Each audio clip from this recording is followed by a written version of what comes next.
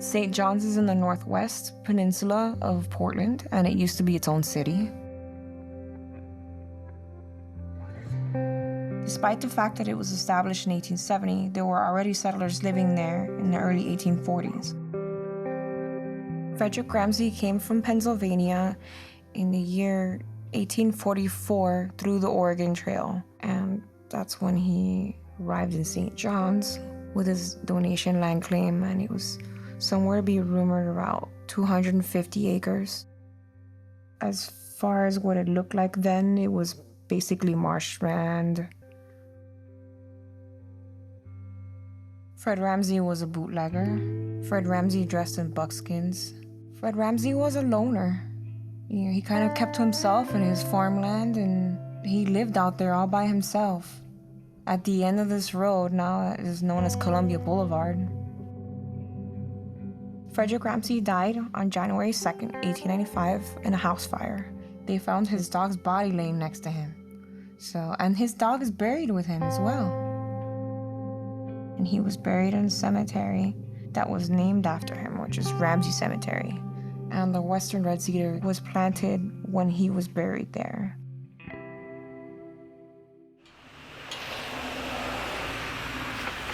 My husband and I, we took care of the cemetery and the family. The Shellito family took care of it for about 35, 40 years, and then we turned it over to younger members. And I still take care of the Ramsey Cemetery when I can. And Amy has been kind enough to help me, and other people have been kind enough to help me take care of the cemetery.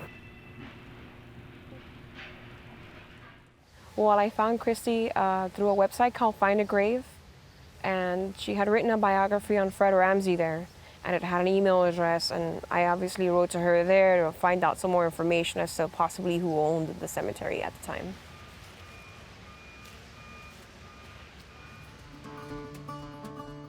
Fred Ramsey seems like he was quite the character. I mean, he was actually also a firefighter, and he was in the Cayuse Indian War as well. And since he walked around in buckskins, I don't really think he thought of himself as, you know, just a regular pioneer back in the day. He probably thought he was something much larger than that. The one thing you'd say about St. John's in Ramsey's time is nobody would have thought about it as part of Portland. It was unincorporated Multnomah County, a very rural feeling place. One of the things that a lot of early Americans did was turn grain into whiskey, because whiskey is a lot more portable, maybe even a lot more fun, depending on who you are. And in fact, there's a story that goes that Ulysses S. Grant, who was the quartermaster at Fort Vancouver, was also a known drinker, used to go get his moonshine from Fred Ramsey, which was illegal to have at the fort post at that time. Okay, so this is Frederick Ramsey's certificate of death. It lists his age. He was 70 years old when he passed away. He was a fireman, at least that's what they have him written as on this document. And it lists him as single or married. However, they say that he had Indian wives, but he was never actually married. Or at least it's not documented anywhere. And he never had any children. So I enjoy the fact that Portland has so much history. It's really fascinating. There's all these tall tales, but they can mostly, for the most part, be confirmed through old articles. I didn't have a lot of that growing up, and so I appreciate it more, I guess.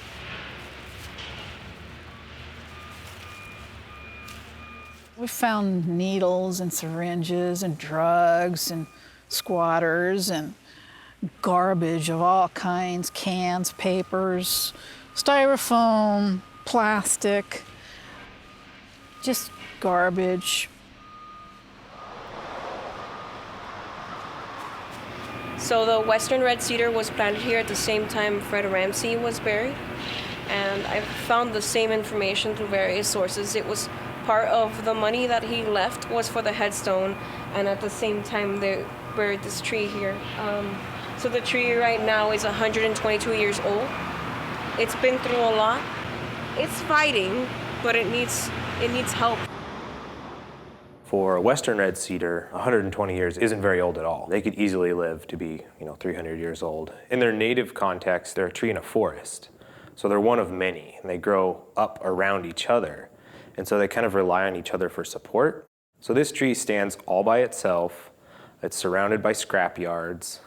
It's on this kind of low, flat-lying, marshy area. So it doesn't have the support. It doesn't have windbreaks around it.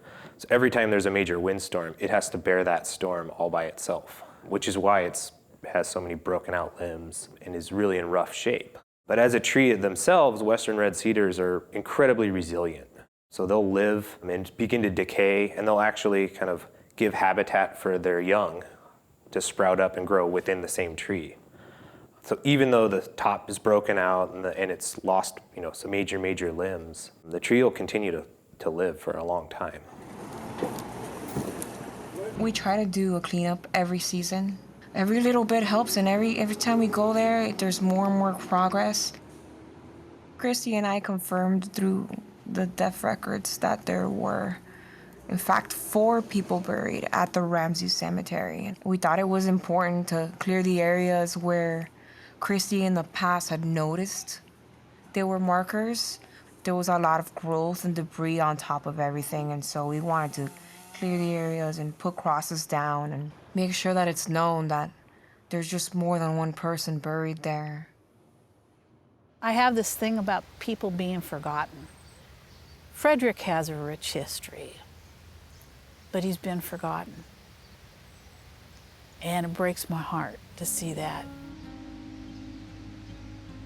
It's a lot of work. It's an all-day project, especially when I was doing it by myself or one other person. It was hard to find people to come and help. But it's a labor of love. I saw it was going to ruin. It needed help.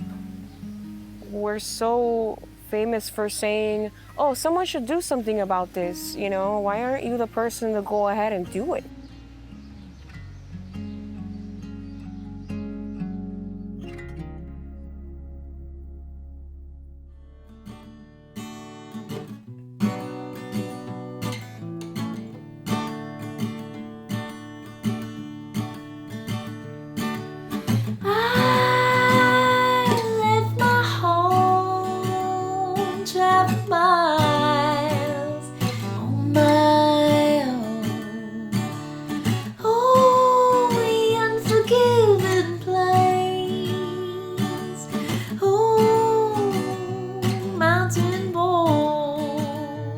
Swallowed me whole before I reached the loving land. It swallowed me whole.